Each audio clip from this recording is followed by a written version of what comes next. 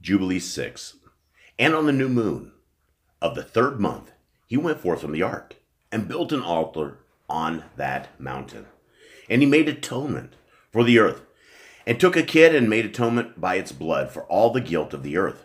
For everything that had been on it had been destroyed, save those that were in the ark with Noah. Now, before I go too much further, there's many people that have said we never ever had sacrifices, or we never had a Torah up until the times of Moshe on Mount Sinai. Now, that, until you read the extra books, you may think that is true. But when you actually read all these extra books, the books that they left out of our 66-book Bible, you'll see that they were actually doing sacrifices prior to that. They were walking in the laws, statutes, and commands of our Father, and things of that nature. 3. And he placed the fat thereof on the altar, and he took an ox, and a goat, and a sheep, and kids, and salt, and a turtle dove, and the young of a dove, and placed a burnt sacrifice on the altar, and poured thereon an offering mingled with oil, and sprinkled wine, strewed frankincense over everything, and caused a goodly savor to arise, acceptable before Yahuwah. And Yahuwah smelled the goodly savor, and he cut a covenant with him, that there should not be any more a flood to destroy the earth, that all the days of the earth, seed time and harvest, should never cease, cold and heat, and summer and winter, and day and night should not change their order, nor cease forever. And you, increase ye and multiply upon the earth, and become many upon it, and be a blessing upon it. The fear of you and the dread of you I will inspire in everything that is on the earth and in the sea. And behold, I have given unto you all beasts, and all winged things, and everything that moves on the earth, and the fish in the waters, and all things for food, as the green herbs. I have given you all things to eat. But flesh, with the life thereof, with the blood, ye shall not eat. For the life of all flesh is in the blood, lest your blood of your lives be required. At the hand of every man, at the hand of every beast, will I require the blood of man. Whoso sheds man's blood, by man shall his blood be shed. For the image of Elohim made he man. And you increase ye, and multiply on the earth. And Noah and his sons swore that they would not eat any blood that was in any flesh. And he cut a covenant before Yahuwah Elohim forever throughout all generations of the earth in this month. On this account he spoke to you, that you should cut a covenant with the children of Israel in this month upon the mountain with an oath, and that you should sprinkle blood upon them because of all the words of the covenant which Yahuwah cut with them forever. And this testimony is written concerning you, that you should observe it continually, so that you should not eat of any day any blood of beasts or birds or cattle during all the days of the earth. And the man who eats the blood of beasts or of cattle or of birds during all the days of the earth, he and his seed shall be rooted out of the land. And do you command the children of your Israel to eat no blood, so that their names and their seed may be before Yahuwah Eloheinu continually. And for this Torah there is no limit of days. It is forever. They shall observe it throughout their generations, so that they may continue supplicating on your behalf with blood before the altar.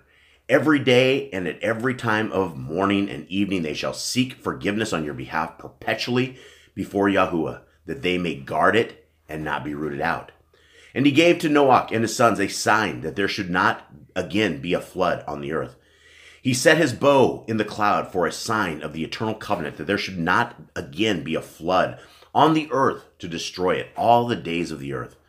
For this reason it is ordained and written on the heavenly tablets, that they should celebrate the feast of Shavuot in this month once a year, to renew the covenant every year. And there's a command, keep Shavuot. And this whole feast was celebrated in heaven from the day of creation till the days of Noah, 26 jubilees and 5 weeks of years. And Noah and his sons observed it for 7 jubilees and 1 week of years, till the day of Noah's death. And from the day of Noah's death, his sons did away with it until the days of Abraham, and they ate blood. But Abraham observed it and Yitzchak and Yaakov. So that's Abraham, Isaac, and Jacob. And his children observed it up to your days, and in your days the children of your Israel forgot it until ye celebrated it anew on this mountain. And do you command the children of your Israel to observe this feast in all their generations for a commandment unto them? One day in the year, in this month, they shall celebrate the feast. For it is this feast of Shavuot, and the feast of first fruits, and of the wheat harvest. This feast is twofold, and of a double nature, according to what is written and engraven concerning it. Celebrate it.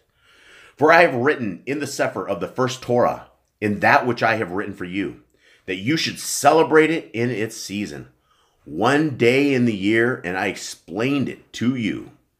It sacrifices that the children of Israel should remember and should celebrate it throughout their generations in this month, one day in every year.